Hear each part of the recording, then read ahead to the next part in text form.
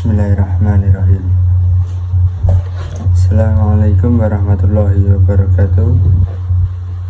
Alhamdulillahirabbil alamin. Asyhadu an la ilaha illallah wa asyhadu anna Muhammadar Rasulullah.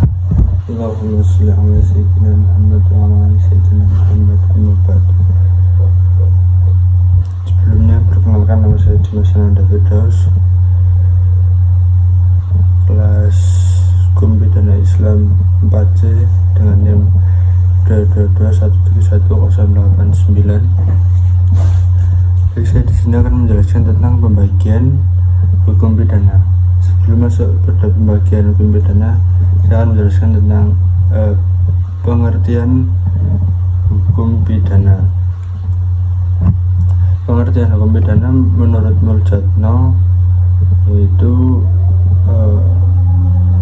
Muljadno memberi pengertian hukum pidana sebagai bagian dari keseluruhan hukum yang berlaku di suatu negara yang mengadakan dasar-dasar dan mengatur ketentuan tentang perbuatan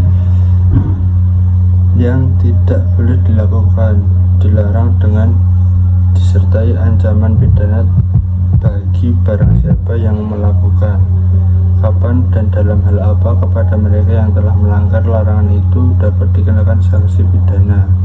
Selanjutnya kita masuk ke pembahasan pembagian hukum pidana.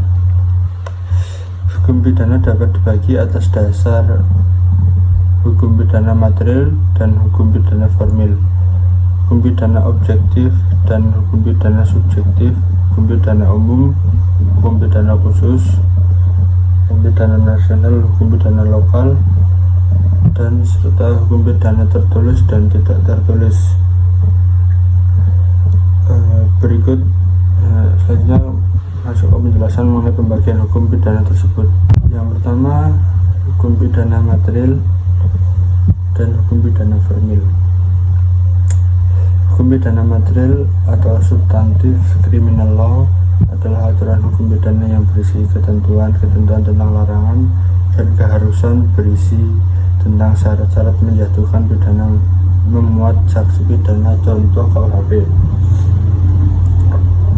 Hukum formil atau law of criminal procedure adalah hukum pidana yang berisi ketentuan bagaimana negara melalui alat-alat pelengkapannya, polisi, jaksa, dan hakim melaksanakan haknya untuk menjatuhkan sanksi pidana kepada mereka yang melakukan pelanggaran ketentuan hukum pidana material, contoh KUHP. Hukum pidana objektif dan subjektif.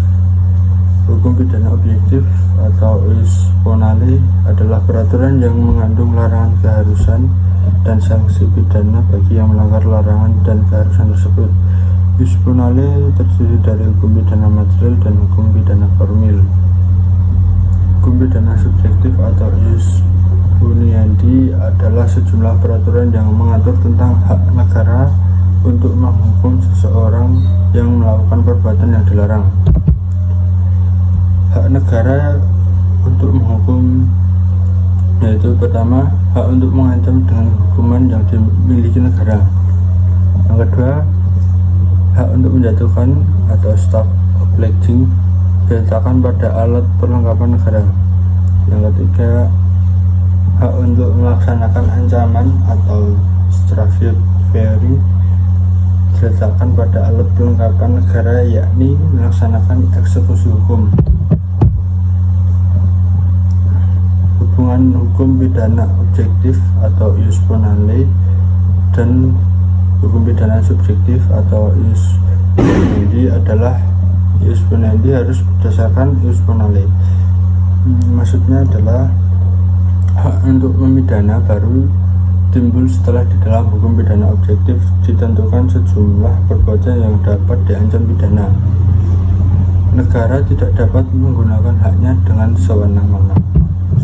Selanjutnya, hukum pidana umum dan hukum pidana khusus. Hukum pidana umum adalah keseluruhan aturan hukum pidana berlaku bagi setiap orang. Semua orang harus tunduk dan taat pada ketentuan hukum pidana umum, contoh KUHP. Hukum pidana khusus adalah keseluruhan aturan hukum pidana hanya berlaku bagi sekelompok orang tertentu. Sebagai contoh, anggota militer, berlaku hukum pidana militer. Selanjutnya, hukum pidana terkodifikasi dan hukum pidana yang tidak terkodifikasi. Hukum pidana terkodifikasi adalah hukum pidana yang tersusun secara sistematis dan dibukukan, contohnya KUHP. Hukum pidana yang tidak terkodifikasi adalah hukum pidana yang belum dibukukan, ada di luar hukum pidana terkodifikasi. Contoh, Undang-Undang Pemberantasan Tindak Korupsi, Tipikor, Undang-Undang tentang pornografi, dan lain-lain. Selanjutnya, hukum pidana tertulis dan hukum pidana tidak tertulis. Hukum pidana tertulis adalah hukum pidana yang dibuat dalam bentuk tertulis dan dirumuskan dalam bentuk undang-undang. Selanjutnya, hukum pidana yang tidak tertulis adalah hukum pidana yang hidup dalam suatu kelompok masyarakat meski tidak tertulis, contoh hukum pidana adat. Selanjutnya, hukum pidana nasional dan hukum pidana internasional. Hukum pidana nasional adalah hukum pidana yang berlaku di suatu wilayah negara. Hukum pidana internasional adalah hukum pidana yang dibuat, diakui dan diberlakukan untuk seluruh negara-negara di dunia. Terima kasih. Itu tadi sedikit penjelasan tentang jenis atau pembagian hukum pidana. Apabila saya dalam menjelaskan banyak salah kata, mohon maaf yang sebesar-besarnya. Sekian dari saya. Wallahul muwaffiq ila aqwamit thoriq. Wassalamualaikum warahmatullahi wabarakatuh.